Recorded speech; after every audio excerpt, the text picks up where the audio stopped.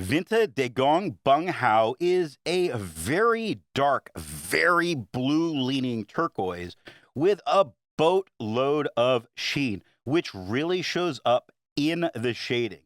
In the chromatography, you'll be able to see why I'm calling this a turquoise and not a blue, with its green undertones that are available. There is some tone variation as we change papers, and I would expect some tone shift if we changed pens as well in the writing samples. On non-fountain pen friendly paper, it maintains a solid performance and isn't too aggressive, but you really don't get the red sheen that is available in this ink. Now, turquoise isn't my jam, and neither is sheen. The ability to smudge the next day is there for me with this, and it's an easy pass on a bottle, but it was absolutely fun to use for a sample. The pen for today is a Cross Wanderlust. And now that we know my opinion on this ink, let's see how I got there by looking at the first writing sample done on Clairfontaine.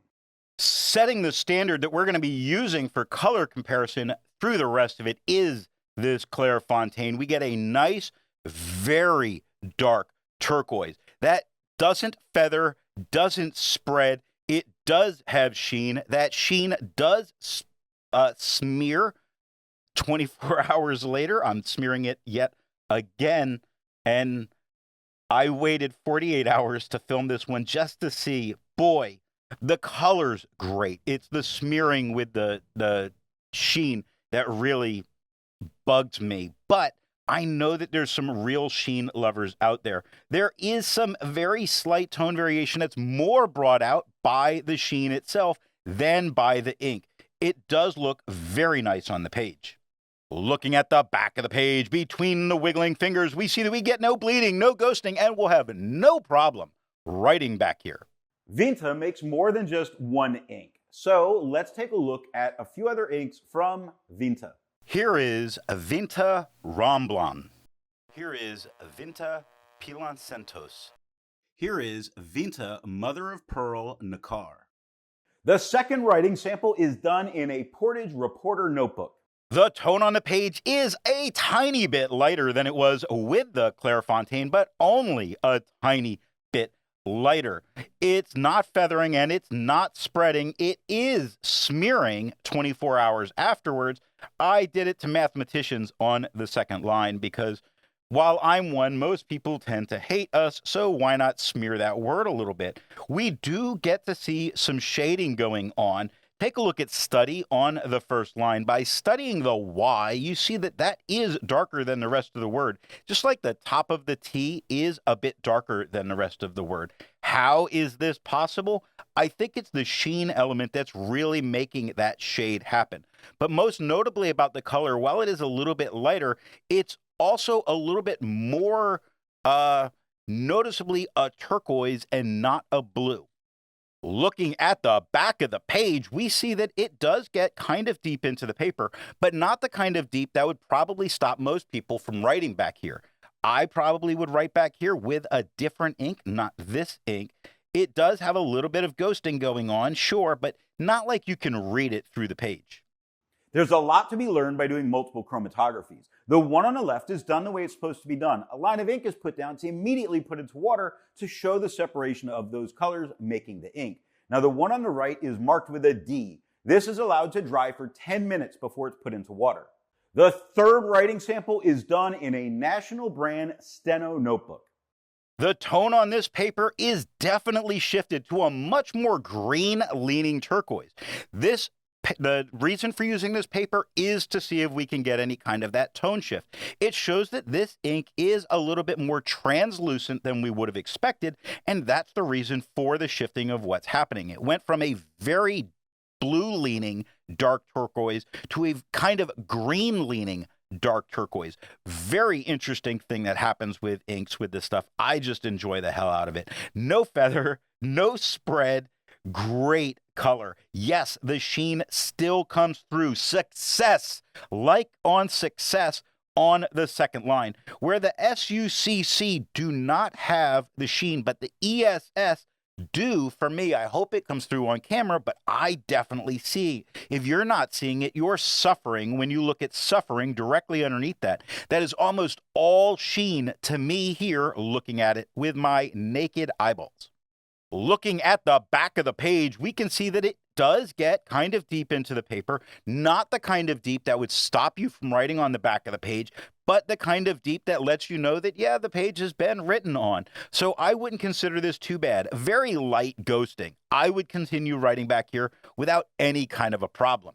Resistance tests are done to see how well this ink can be expected to perform on the page, and more importantly, how hard it may be to clean from your pen. Now, this smear is allowed to dry for 3 days before testing it. In the upper left, you can see where there is highlighter. In the upper right, that is pen flush. The lower left has a 1/3 bleach solution, and the lower right has plain old water. The next writing sample is done in a Rhodia notebook. We get the same tone as the Clairfontaine. It does not feather and it does not spread. It doesn't really shade. Yes, you can go finding spots for it. It does sheen. I think it smears much less. Really, you have to kind of work at it a little bit. A thing of beauty. Look at beauty on the second line. I was rubbing on that EAU to see if I could get them to move, and the E only moved ever slightly, so this paper's handling the sheen of this ink much better. Not something you have to get your lawyers involved in. When you look at lawyers on the second line, that LA do show the sheen and look a little bit darker. The Y in the W and beginning of the Y lighten up a little bit, really showing less sheen than what's going on, where the ERS goes darker, lighter, darker. I'd consider this ink a success. Looking at the back of the page, we get no bleeding, no ghosting, and would have no problem continuing our writing back here. With over 1,000 inks reviewed, let's take a look at a few more teal or turquoise inks. Here is 3 Oysters Peacock Blue. Here is 3 Oysters Peacock Green. Here is Colorverse Morning Star. Here is Sailor Studio 462. All of the inks that you just saw have a review here on the channel. Now, the next writing sample is done in a composition lab notebook. We get a lighter tone than we did on the Clairfontaine, really very much to be expected when dealing with this paper. I know that sometimes it doesn't do it, but here it very much did.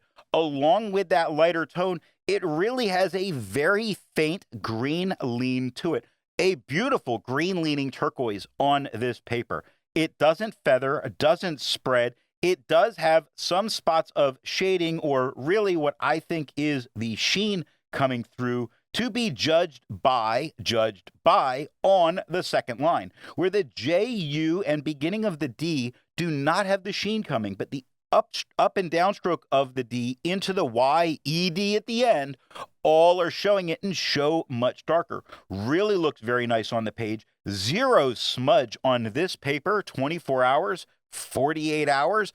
Amazing. I think this is a perfect paper for this ink, and I think any student that would use this in that lab environment would be fairly happy with how their notes look. And so would the teacher, giving them bonus points.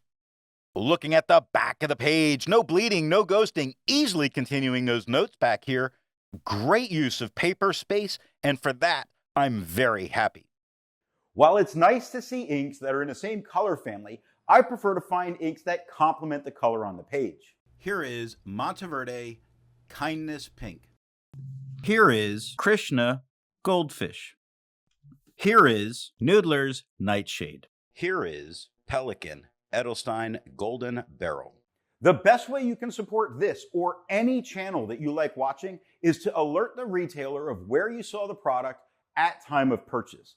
Now, the last writing sample is done on 20-pound copy paper. The tone we're getting here on the page is quite a bit lighter than we had on the Clairfontaine, and it really looks like a blue, not a turquoise. Minimal feathering really looks great. Minimal spread really looks great. Can we be really nitpicky and say that we see some? That's plausible, but I don't think it's needed. Now, look at plausible on the third line. There's that little bit of feather that goes on. we don't get the sheening that we had in other areas. Instead, it comes through as a shading, which largely we don't have with this ink, but that sheen element does give it to us. The PL are a little bit lighter than the A, and it's the end of the U into the S that get a little bit darker still. Darker into the I, darker into the B, holding that dark tone into the L, lighter just a little bit with the E at the end. Great paper for this ink. Looking at the back of the page, while I said this is a great paper for this ink, and I really meant it, it is getting very deep into the paper, and I doubt you could write back here, but it is not touching the page underneath. And in fact, I'd say if you were using a roller ball or, God forbid, a pencil on the back, I like pencils, so, but if you were using that, there'd be no problem writing back here, and I don't think it would interfere with what you had. So what nib and pen do I think are going to give the best writing experience with this ink? The Cross Wanderlust is a dry, fine pen, though not very dry. It gives us a nice darker tone and more than enough sheen. Off camera, I tried a medium flow, medium nib, and the sheen increased a lot. A lot. For me, the sheen made this look like an entirely different ink. So if you loved sheen, go for that medium flow to wet flow pen for sure. For me, to get the tone, but to reduce the sheen, I go for a very dry pen in a medium or a fine.